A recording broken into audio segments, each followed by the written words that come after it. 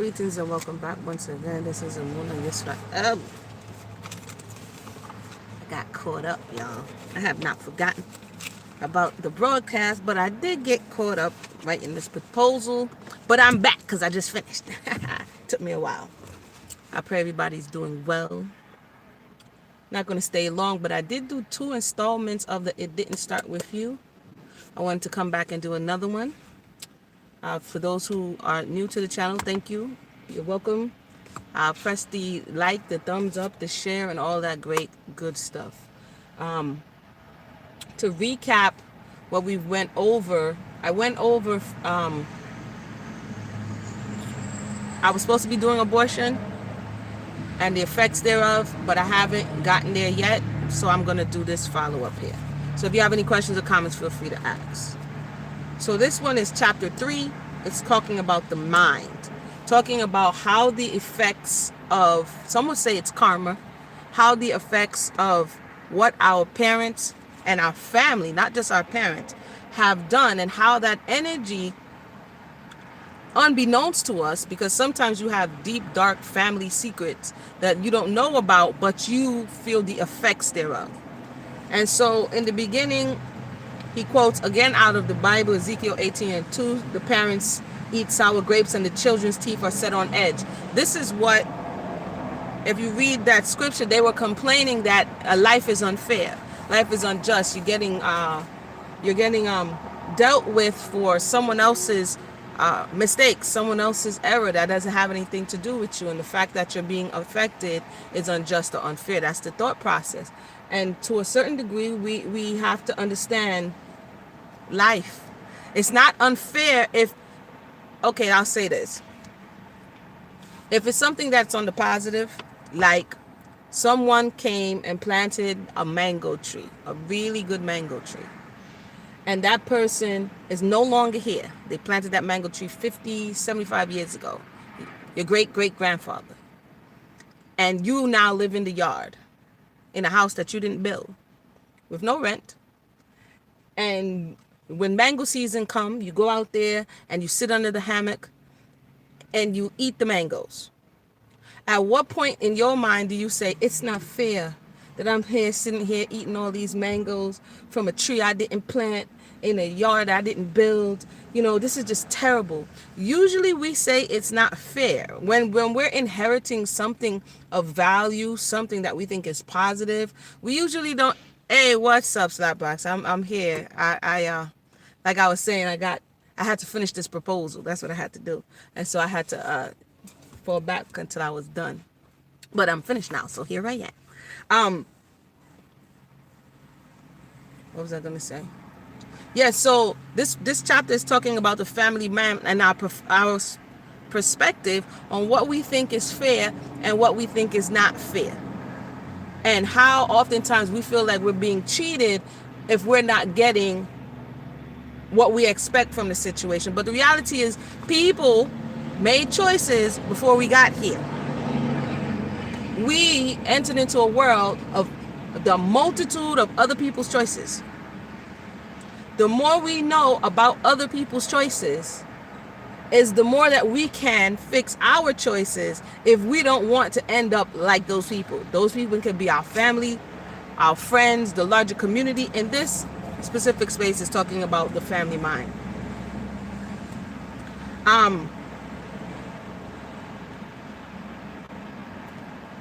He talks about, like we said before, that your grandparents, your grandmother, your mother, you could have been in the same body at the same time in a certain form, and that you epigenetically received information of things that didn't even happen to you, right?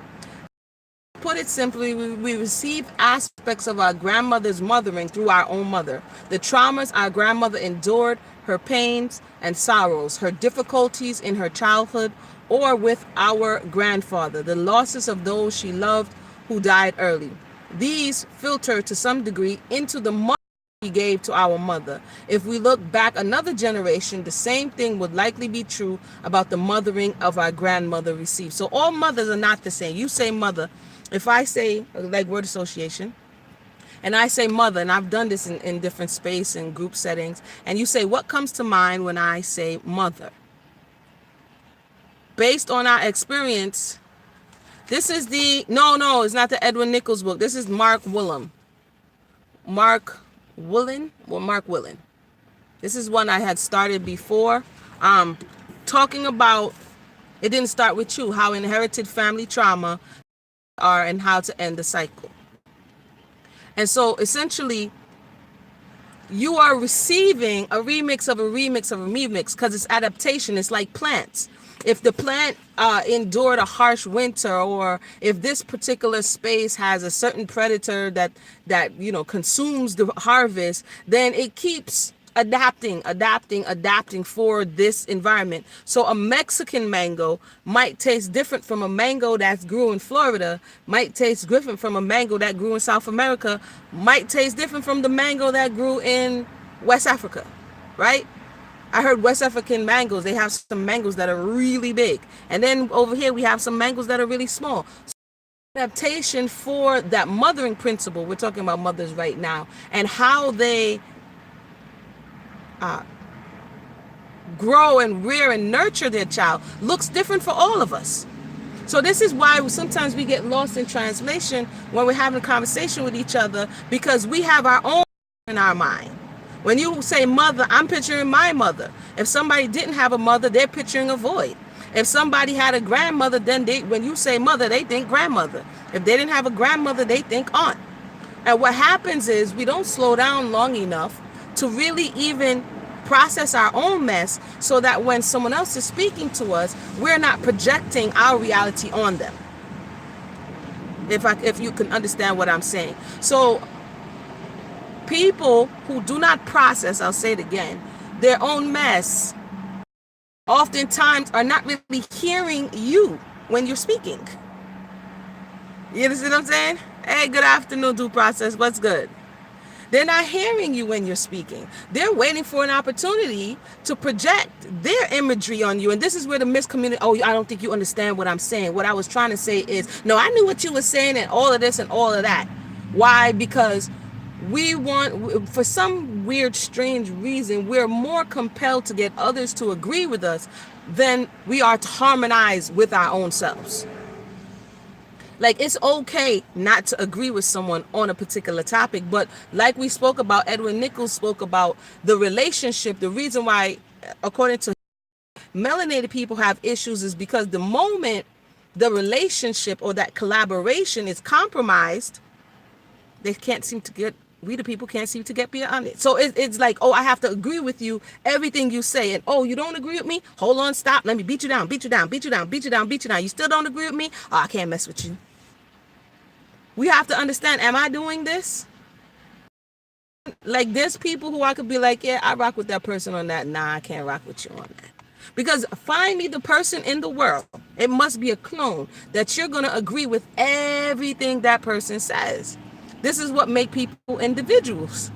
Because you may say, oh, I love mango. And the next person may say, nah, I don't like mango. What? You like mango? You don't like mango pie? You don't like mango smoothie? Like, dude, they don't like mango. Like, why are you going to start naming all the things that they already told you they don't like?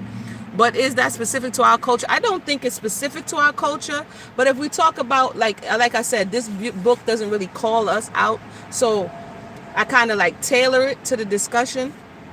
It may not be specific to our culture, but dealing with our culture, it's what makes it difficult to keep continuing, to go further, to go beyond. Because if somebody's highest value is the individual in, let's say, like he said, European culture, and if it's loud because I'm outside, because the babies are inside, and there's a lot of cars because it's a highway, so please forget it. If it's a European culture, right, let me say how it may differ. And somebody doesn't agree with you, and you're going back to the person, you good? And they don't agree with you, well, that's fine, because if the highest value is the individual, they don't have to agree with you. If you're in another space and they're talking about it's the group, the group, like you said about the Asian space, and one person doesn't agree with you, well, that's fine, because collectively we're still trying to get to this end. But amongst us, if it is a collaborative effort, one to another, and we need to harmonize in a space of respect, and I don't agree with you, oh, it's over.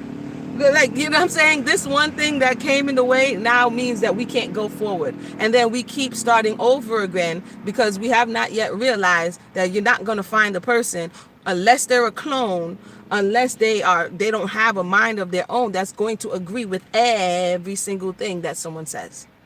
Right? So, the particulars of the events that shaped their lives may be obscured from our vision, meaning our foreparents, but nevertheless, the impact of those particular felt.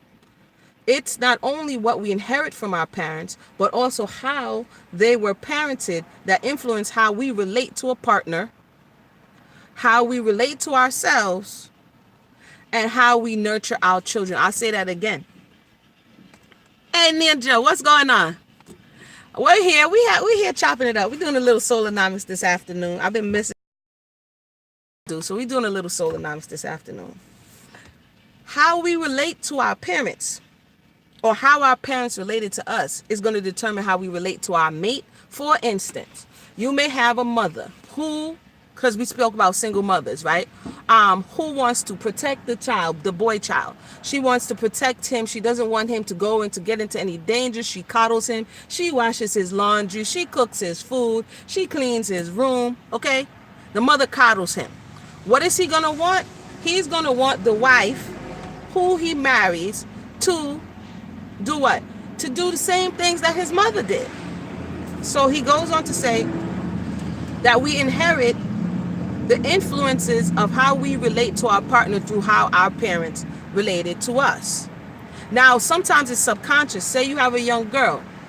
If she was a daddy's girl and the father doted on him and never reprimanded her or never corrected her, she may look for a mate to do that. And so while we're like, there's plenty of black men out here and there's plenty of black women out here, and why not? Okay, that's just the first layer of, okay, you kind of look like me.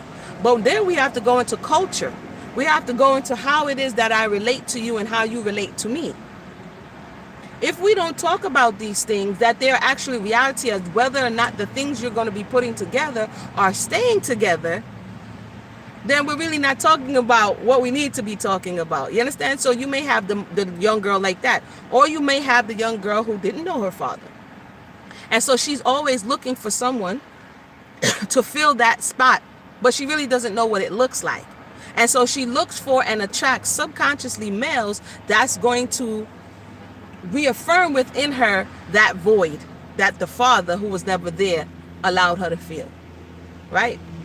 I'm coming to the chat box in a second. I'm coming to the chat box. So one of the ways in which we can do reverse engineering on the situation is to see how we in present day relate to our children, how we in present day relate to our spouse, how we in present day relate to our parents, how we relate to ourselves. Do we love ourselves? Do we know what that is? Are we patient with ourselves? Did you have an impatient family member, that a caretaker who didn't meet your needs or was always in a rush? Come on, hurry up, I gotta go. You Do you find yourself being that way with people? Were you resentful of that? Did you become the person who purposely threw a monkey wrench into their plans and went slow so you can agitate them and aggravate them? Right? I spoke about years ago control dramas, and how people relate to other people in your life. So for instance, just to recap on the control dramas, a lot of this stuff is in the book Solonomics. I don't have the book in the car. I don't think I have the book in the car. I don't think I have the book in the car. I'm gonna come and read the things in a minute. I don't think I have the book in the car, but control dramas, right, is what we're talking about here, in the sense of how we relate to one another, how we relate to ourselves. So if you had, like I said, an impatient, or you had an intimidator as a caregiver, then either you learn to be that intimidator or bully, or you learn to be the person who fell back so that you wouldn't get rained on, So you have to look that. My point is that it's not one size fits all, because each soul adapts to their situation differently. You see what I'm saying? Each soul adapts differently. And so you have to look at yourself to see how it is I adapted to adverse reality or environment, and how did I internalize it, right? Let me come and see what you guys are saying, and then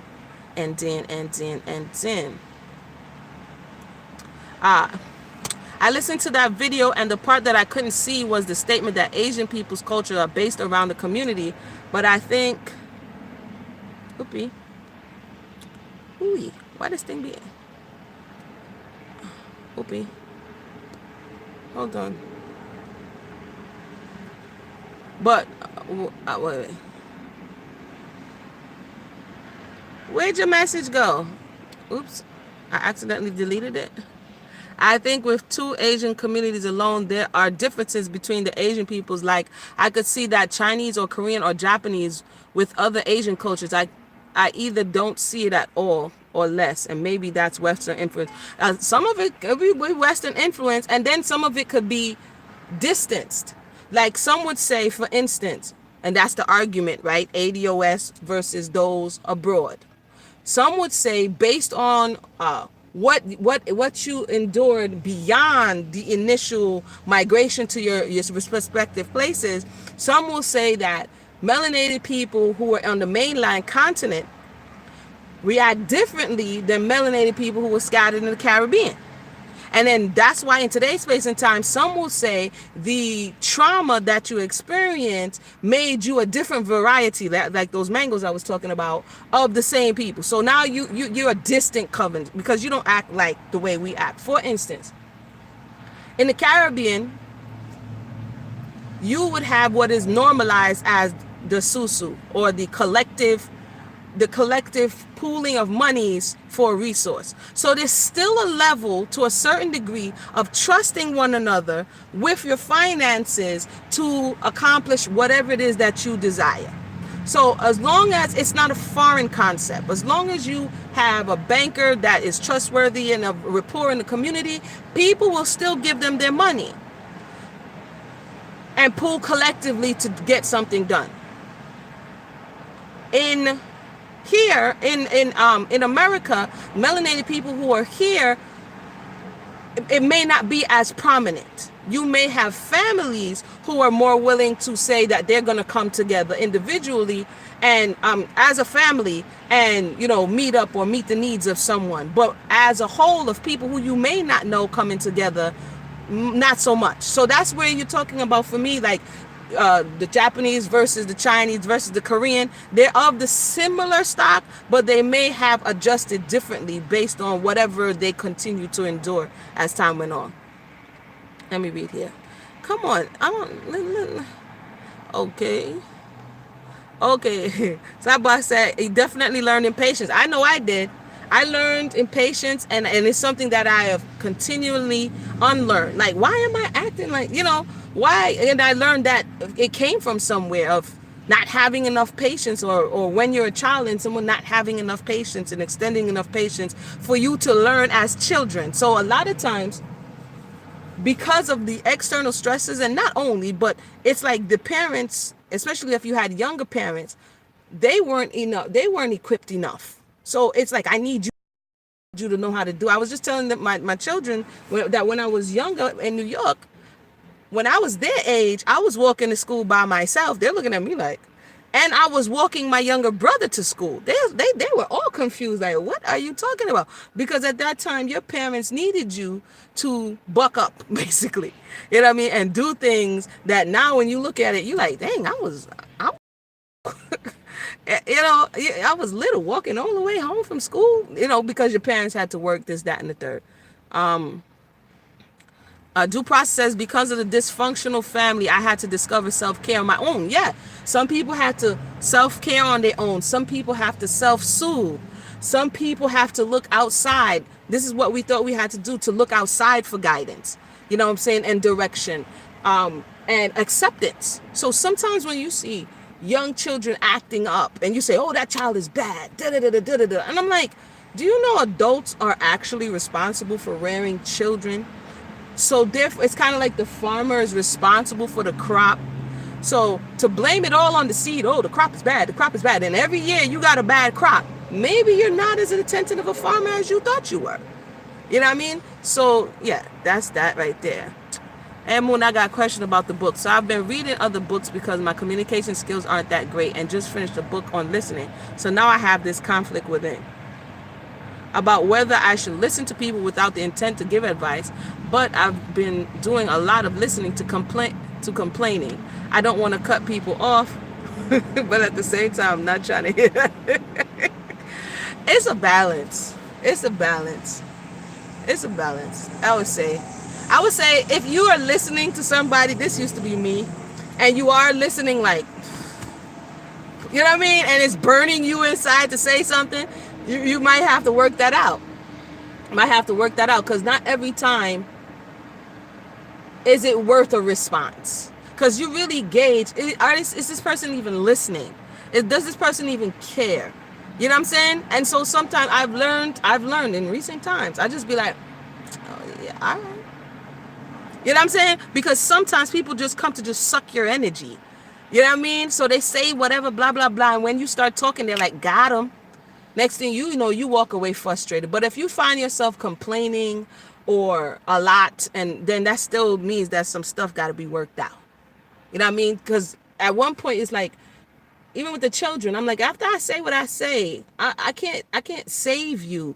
I'm teaching you to learn to get the tools to do it yourself. You know what I mean? And so after a point, it's like letting the person learn. You know.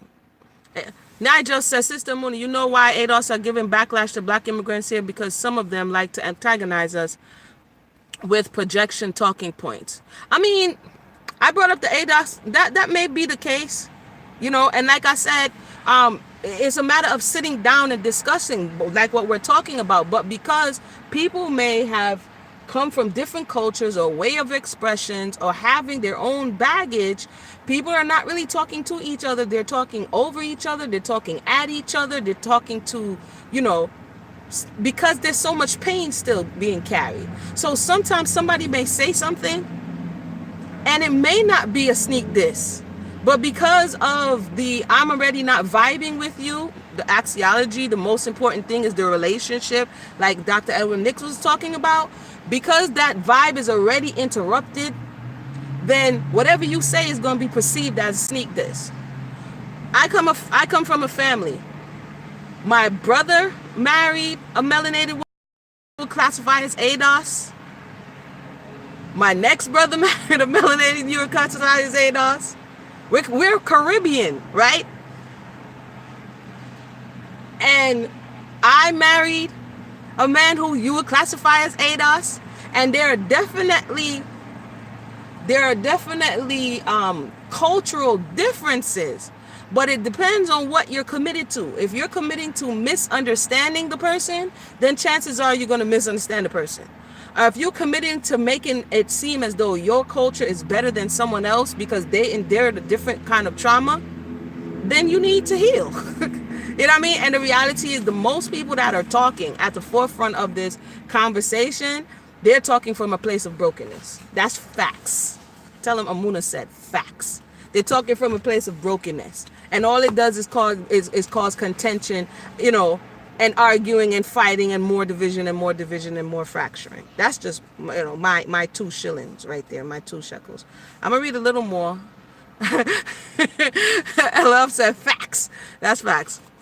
But if ADOS were in Jamaica talking the way some of y'all talk, y'all gonna drag our behinds to the Norman Manley Airport by feet so fast. No, Jamaica, see, this is the thing, Nigel.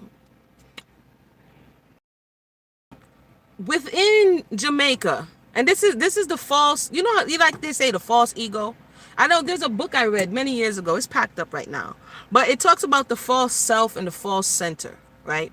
Which is the false ego. It's the what do you call it? It's what we project to the world.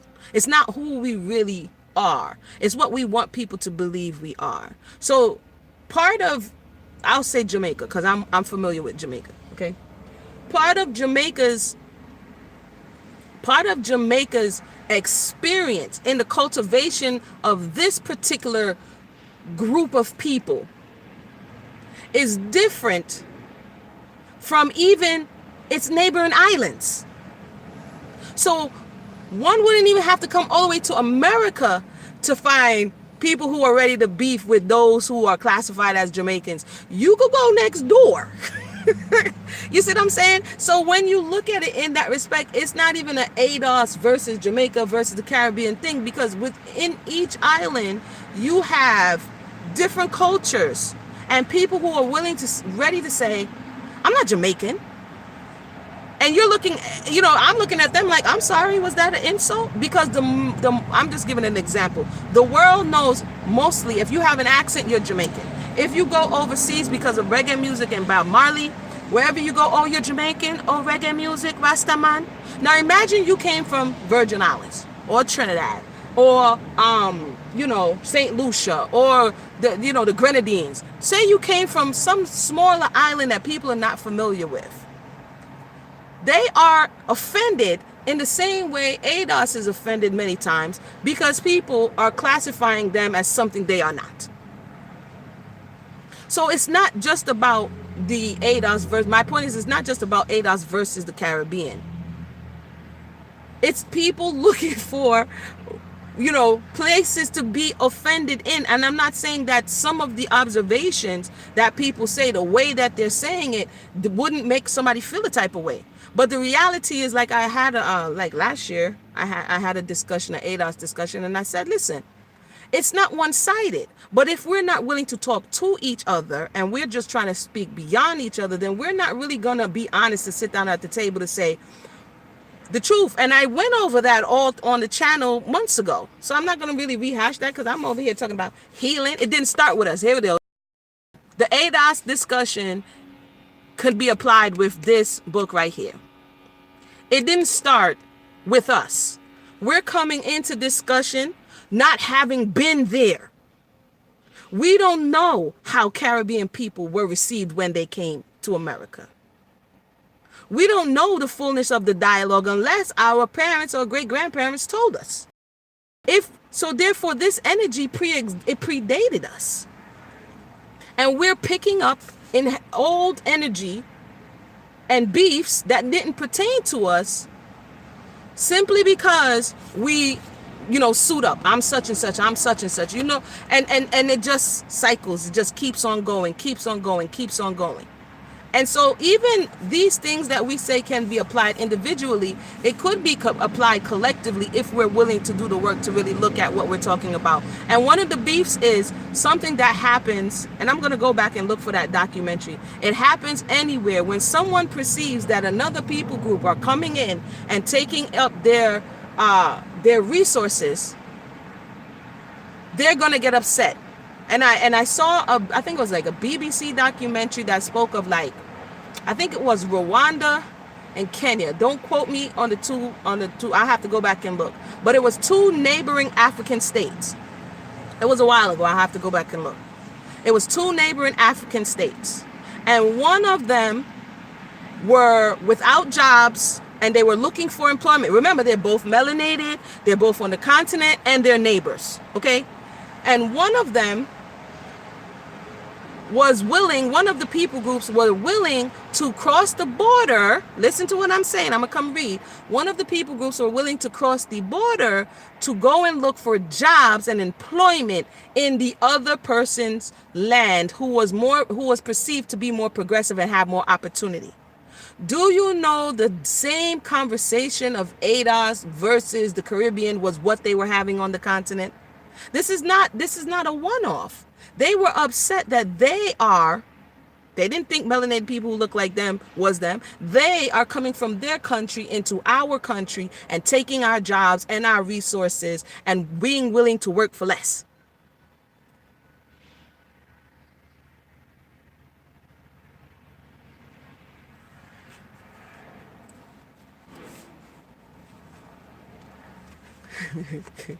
And being willing, my lunch break about to be over, y'all. They tripping. And being willing to work for less. And it caused the same argument and contention. So I think if we strip away, to begin with, the extracurricular discussion and see what the base of the discussion is about, and see if the tables were turned would the people who are saying what they're saying be saying that? Because you have to put yourself in the other person's position to begin to a certain degree, understand where they're coming from. I think we would make more headway than the pointing, the finger, the blaming, and all of that stuff. But let me read here, and then every time I try to read your comments, hold on, let me see. Here we go. I got a little Sharpie penny thing, because this thing feel like it'd be burning my finger.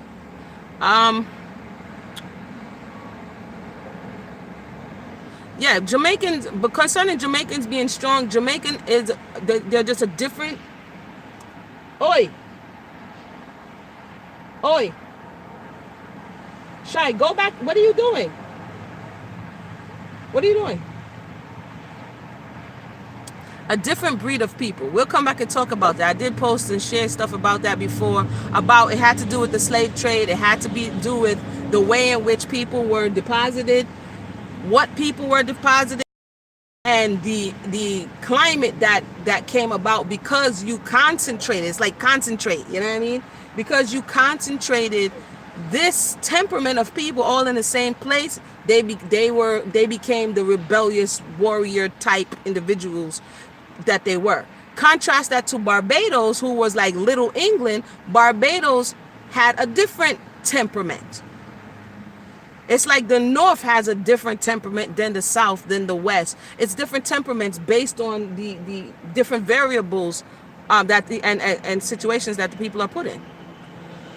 Nigel says, but Caribbean groups do unify when they are juxtaposing themselves against ADOS. You could. In what case? You're going to say, the thing went out. Caribbean people could come together against ADOS. When you're saying against ADOS, like in what space? This is in theory, or is this really happening where Caribbean group or people are coming together to come against ADOS? Is that what you're saying? I want to keep it real, but I also want to know if this is something that is happening, then I will be, or am I agreeing in theory? Chicken or the egg, we don't know which side it started. I mean, there's history that illustrates, like I came back on here and spoke about Haiti before Haiti was destroyed, Haiti reaching out their hand to America. Many melanated people came, thousands came, and then went back with a different narrative speaking of Haiti. You had, like I said, those who went to Trinidad. The English took them there, and they started the colonies. They started a colony of melanated people who were here but now live in Trinidad, and they're still there to this day. So you had a back and forth, but somewhere along the line, the discussion of slavery is over. We're not willing to work for nothing.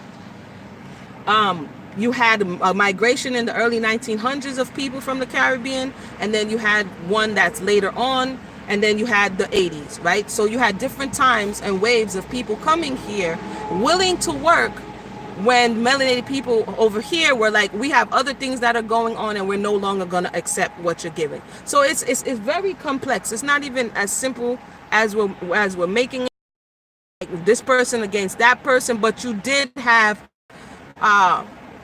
stereotypes that developed, and you did have talking points that developed for people to paint the other person in a bad light on both sides. Louis Farrakhan, Kwame Ture, Shirley Chisholm are all Caribbean icons within ADOS history. We accept all black folks at least before the 18 and 19. That's a generalized statement. I mean, for the sake of discussion, yeah.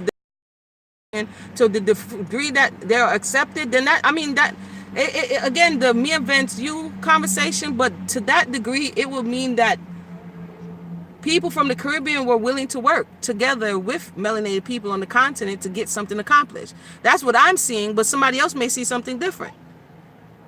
But if you're naming all of these people who got into these positions and were willing to work with the people, that means they weren't, ganging up together to be against them. You understand what I'm saying, Nigel? I don't know. That's just what I'm... Due process. In the 60s, I read Black Caribbean classified as white. At the root, systematically, we are set up to feud with each other. Correct. That's why I'm like, I'm not biting that apple. Because it's a setup. Great example, but I think a lot of beef started with undermining language and the inaccurate portrayals through me. Yes, through media and politics. Do you know, and when I was doing the ADOS research, which it was a beautiful experience, because if you know me, I love research. But the same thing happened in Panama. When a lot of other Caribbean peoples went to Panama, Jamaicans went to Panama, other Caribbean to Panama to help build the canal, and some of them stayed back. How do you say I don't even know. Panamanians were in their feelings about those who stayed back from other countries. Oh, they're ruining our country. And I have the paperwork. I had the I think I pulled down the PDF on my computer. They're in our country, and they this, that, and the third, and this, that, and the third. So it's the same thing over and over and over again. When someone feels that you're in their space and that they have a right to this space, then they're going to demonize you. They're going to demonize you. You know what I'm saying? So that the onlooker can say, oh yeah, look at that person. They're wrong for what they're doing. And the other person is right. But that goes both ways. African Americans have looked at Africans and others. This is exactly true. Uncivilized Africans and others have looked at those in America as lazy, which was first. And he said, I don't know. Yes, it's the same. This is what I'm saying. It's the same thing. All of these thought process. It even goes to, even if you don't want to cast your net that broad, and you bring it in and say, what high school did you go to? Say you went to whatever, green and blue high school, right? Green and black high school, red, green and black high school, right? Next thing you know, somebody's at Tiger High. What perception do you have of the people at Tiger High? If they live in the uptown, they'll be like, oh, they're all rich, or they all stuck up, or they have their own cars, their parents all such and such and such. This is just the high school up the street. And whatever you perceive, oh yeah, you come from down home high school, that must mean you're gangster. That must mean you sell drugs. That must mean y'all have. We do it in the simplest of things. In the neighborhood, if somebody says, oh, you know what, I'm from Bed-Stuy. What? You from Bed-Stuy? That must mean such and such. That must mean such and such. This is how people classify others. And generally, this is how we file things in our mind. And unless we're willing to say, you know what, that's what I thought, but now I want to go get the actual information, the actual intel, because it's easier just to generalize. That's why people do it so much. It's easier just to say, I'm going to take this one model and classify the whole as this one thing, than it is to go in and say, okay, that may be the case here, but that's not the case overall. Nigel says, I did some research. Caribbean brothers and sisters got a lot of stains on their jacket from some things white corporations have coerced them. Hey, share it, brother, share it. Bring it on out. Bring it on out. They put us one against another and we fall for it. Yep. In LA, there's been a lot of movements towards gang truces. I saw some of that being reported, and I hope it works. I saw some of that being reported, because the reality is it happens anywhere. It's not just here versus the Caribbean. It's uptown versus downtown. It's black versus white. It's all of these thought processes, and you have to, in your mind, you know what happens when you break these barriers? Oh, the person is not who I thought they were. Now that's gonna have you. That's what they call cognitive dissonance. You're holding two contrary thoughts at the same time, and it makes you feel uncomfortable. How can I blindly hate all of these people when this person is not cursing me? This person is not attacking me. You know what I'm saying? And it causes the person to be at dis-ease. And so for those who don't have that energy to emotionally and intellectually process what we are saying about one another, and when you don't have that energy, that's why a lot of people don't like history, because I want to make up, you know what I'm saying, what I want to make up. I don't want to get the facts, because now what are you bringing me facts for? What am I supposed to do with this? I'm actually supposed to, go through them and make sense of them. I don't got no time for that. I'd rather just believe what I believe. I mean, I'm just saying, that's. But Sister Muna, you can't disrespect people in their own house. That's how civil wars start. Look at the South Africans and the Nigerian immigrants. And that's the question. What do you perceive as disrespect? Because One would say, I'm just saying, one would say, when you come to America, one would say, if we're going to say that, one would say, one would say, whoever is in charge, that's their house. You know what I'm saying? Whoever's the one who is paying the bills, who's calling the shots, running the government, that's their house. And so if your cousin comes over and like, yo, you live here, but you're not running the show, then one might say, well, this ain't your house. I gotta go talk to him for a job. I gotta go ask him for Social Security. I gotta go check him for such and such and such. But this is what I'm saying. The argument is no, this is our house. Yeah, the thing was tripping, tried to kick me off. It tried to kick me off. I'm back, y'all. Okay, so it was just getting juicy. Hold on. I don't know how someone say it's their house if they're not running it. That means every nation of black people globally are homeless. Now they catching. You catch somewhere, or you, what do they call it? Like, it's not your house, but you are there. You know what I mean? Let's look at it. Cause we do it with practicalities, okay? So practically, and then I got to make a run because I need to get a new mop for the yummy. But practically, if somebody comes up in the real estate industry and somebody works as a realtor, we squatting. If somebody is a realtor and they say, this person is selling their house, they're selling their house. That means you have the right to that house. Your name is on the deed of that house. You are paying the taxes for that house, and you can sell that house or rent that house at your own discretion, right? When we talk about melanated people in this diaspora, this is why I try not to get into all of this stuff, because I be looking like it ain't none of y'all, it ain't nobody's house. You just lived here for a very long time, or lived there for a very long time. Do you know that in Jamaica, what they call the garrison or the ghetto, okay, in Kingston, is still an effect of the melanated people who left from the town and the country and came to the city with promises of whatever, and they're still living in zinc top houses and shanty towns. When you hear Bob Marley singing about certain things, like, that's real, that's like ghetto. But yet still you're saying this is the house of people who look like you, who are running this, and this is your state. The fact that China now is in the Caribbean and China is in and you kind of reverse mortgaged yourself, where you're now owing other people and you can't really make choices, that's not your house no more.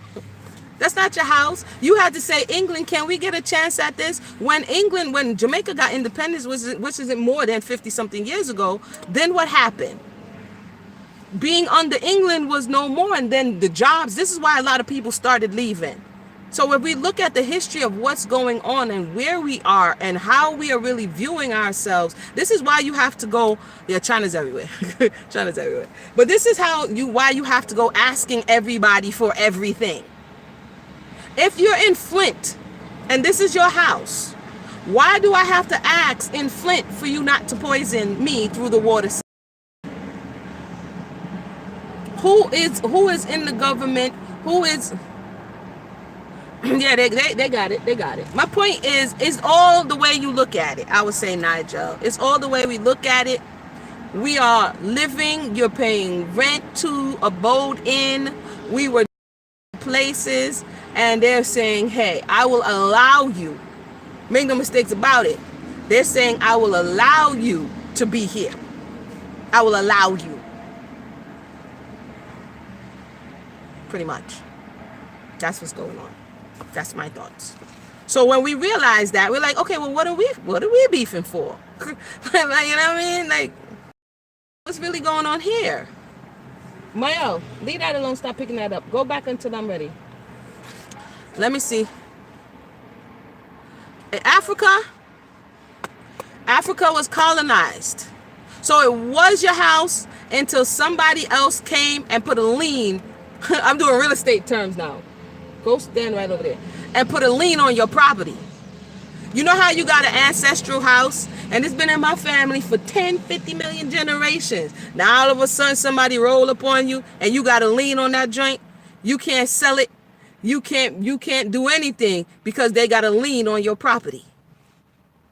So in name, you still own it, but you don't have any of the benefits because you were colonized. You were colonized by Germany. You were colonized by England. You were colonized by the French. You were colonized by wherever you were. You were colonized by somebody, and they put a lien on your property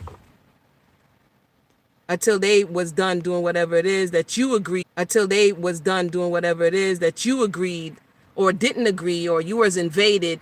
You know, it's a little complicated.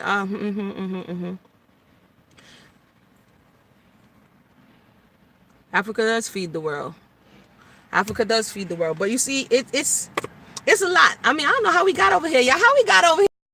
Well, I guess it correlates. It didn't start with us. It didn't start with you. And we inherited this. And it's kind of like, I walk with my thing. So let me show y'all, because I like illustrations. So I knit the baby's hats. Right? So say I have this thread. This is the ball, right?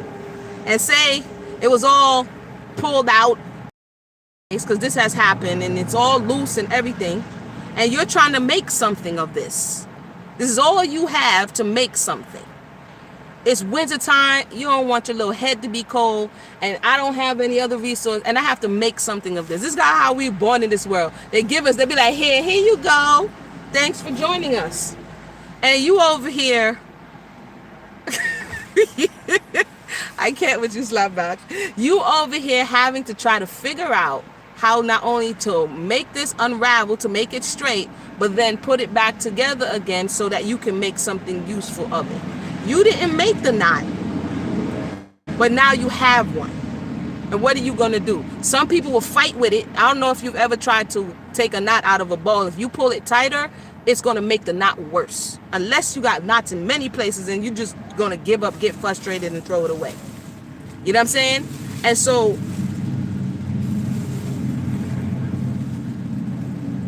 if we look at things like that and say, I need this, so let me take care in taking this out. Let me try to get some understanding so I'm not that person who goes in there and be like, oh yeah, I know what to do. Boom, boom, boom. Like, again, with the male and female relationship. Taking the knot out is dealing with all aspects of the relationship that is troubled, that's problematic, that's causing the breakdown. Without this male and female relationship, you don't have no nation, so you ain't got to worry about no house, because you're not going to be able to build it. So all of the stuff that we have, that's a whole problem into itself. And then after you build that, you have to learn how to relate to your neighbors. You have to learn how to respectfully communicate. You have to learn how to disagree. You have to learn how to get beyond that and continue on. And then you have to learn how to prepare the next generation to pass on all that you have done and labored for, so that they don't waste it out the gate. There's a lot to be done. But if we think it's we're pointing the finger and blaming, if we think that's where it is, then good luck with that. Good luck with that. Let me see. You said a rabbit hole. Now demanding Zimbabwe give back the land to the colonizers. What? They tripping. You love the knit and the crochet, yeah, because this is real life. This stuff from my real life experiences. I'm not messing with y'all with no flat earth. That's what I notice how people like to do. I'm saying, they be like, I'm like, and how is this going to affect the price of tea in China? Like, how is it? We like to argue circularly on some stuff, and then as soon as you come and be like, okay, let's move forward. Amuna, you be talking about, that stuff be too deep. Now, blaming each other not gonna work. It sure isn't. It's not gonna work. So let me finish off this. The family mind. I'm gonna have to come back and talk about the family mind because I'm still on page 1. These patterns appear to be hardwired into the brain and begin to be formed before we're born. Like I said, we inherited it. Somebody gave us that knotty thread and said, make something of yourself. It was hardwired into the brain. I can't trust this one. I can't trust that one. This person is coming for me. But here it was a real concern. Like for slavery. I have to go back there because this is one of the impacts, right? The places of trauma. It was real that you couldn't possibly trust someone who looked like you, because it was real that they were foiling your plan, because it was real that they were reporting to the slave master. So that's not something that came out of, oh, black people don't trust each other. Everybody's sitting at the table, right? But John Hopkins is over here collecting data because he about to go back and say, hey, master, I heard him down. Because why? Self-preservation. His thought was, if this thing goes down and I get told that I was a part of it, I'm going to catch it for you. So for reasons of self-preservation, he decides to throw his fellow man under the bus. It says that it was hardwired in the brain and begin to form before we're born. You know what? There was somebody, Extreme Ownership. Satbox gave us a book to check out on taking responsibility. I'll check that out. Extreme Ownership, taking responsibility. There was somebody who did their research and found out that one of their ancestors, wrote books and from slavery time, and they read it and they found out that was their ancestor. And I read the book. And I'm watching the person in today's space and time. And I'm like, I could see their grandfather in them. For good, bad, and indifferent. So we would all like to remember that we were kings and queens, or that our foreparents was the best thing since sliced bread. But you may have had a sellout grandmother or grandfather.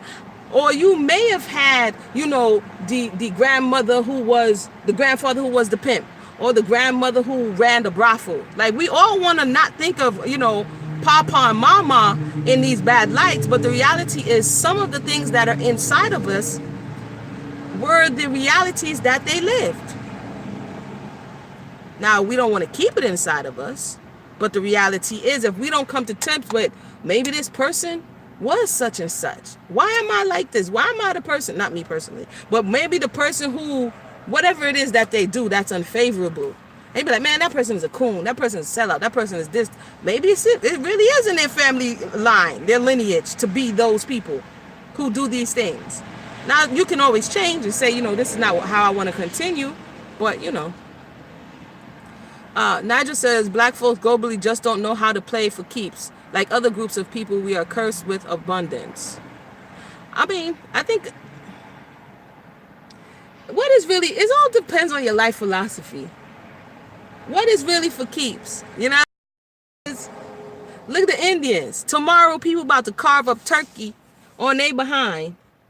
And this was theirs. Like, all where I am right now, all up and through here was Indian territory. I ain't seen one Indian since Native American since I've been here. So the earth, we only come here for a portion of time. And to a certain degree, I think man's pursuit of trying to own that which they really don't own is what robs us of this journey. That's just my thoughts of, what I'm saying? It's like today, I was just telling the babies about this. You think you own a house in America. You go out there, you save your ducats. Next thing you know, you go buy a little house. You buy a $200,000 house, XYZ. You pay. They're like, oh, your name is on it, but you're still a tenant. So a year goes by and they send you a little bill and they're like, yo, tax time, homie. And you're like, tax time? No one that wholesale. Which tax time? Right? No, mama, I'm coming. I gotta go, yeah. Yeah, go ahead. Next thing you know, 2 years pass. Right? I know this a little bit because I've been studying it. Yeah. Right? 2 years pass. And they say, yo, Reggie, tax time. You know what I mean? You didn't pay last. Now, $800 a month. Remember, you paid $200,000 for the house. Go ahead. $800 a year.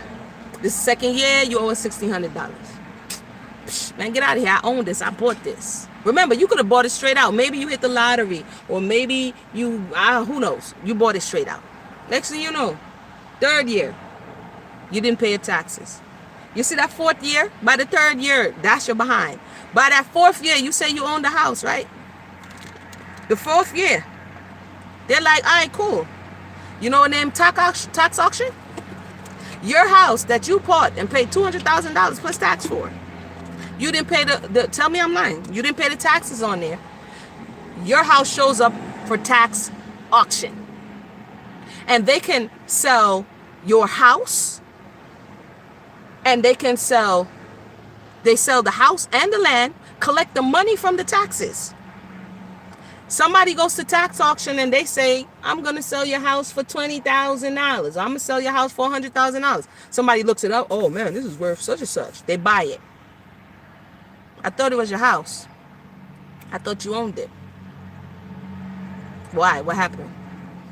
It's gone. So what do you really own? It's the same thing with your car. Oh, I went in there. I signed the car. It's my car. Ray. It's your car? Okay. Don't pay for 3 months. Them dudes is like, yo, Brethren, I'm coming for you. Repo man is on the phone. Yo, is this your car? You know what I mean? Boom, you gone and you still owe the debt. They're telling you something is all I'm saying. They're telling you something. They're telling you something. Something could be in somebody's family for generations. And the minute you slip, you slide, it's gone. What do we make of that?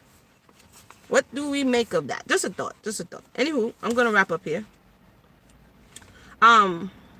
How our mothers bond with us in the womb is instrumental in the development of our neural circuitry. The bonding.